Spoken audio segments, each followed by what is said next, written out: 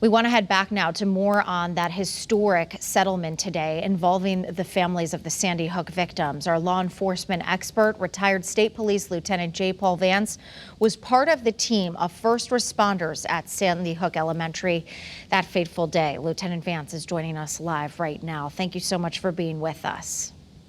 Hi, good evening. Pleasure to be with you. So obviously an extremely a big day, very emotional day. You've had a couple of hours to digest all of this now. What are your thoughts on this settlement and ultimately Remington being held responsible? I think it's important to note that this is never going to escape our minds for the rest of our lives. And certainly every time you hear something about Sandy Hook, it impacts not only the people that were there, but the families and the victims' families.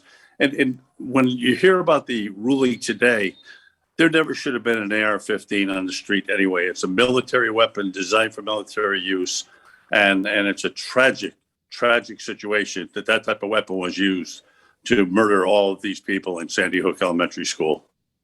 Well, this is a win for the victims' families. It's not justice. And I'm sure all of them would throw all of this money away to have their children back with them where they should be. Still, though, it does move the dial in terms of progressing on this issue. What do you think it ultimately means for these families who have they've been through so much? They've been through a terrible situation. That's putting it very lightly. But they've all worked very, very hard, and they've never forgotten their loved ones that they lost. And they're doing everything they can to ensure that this may not happen in another school or to any other human being in this country.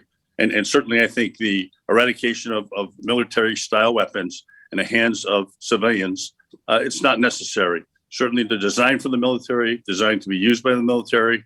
They protect us every single day. But quite frankly, they do not belong on the streets of Connecticut or any state in the United States. We really appreciate you being with us. Lieutenant Vance, thank you so much as always. Thank you.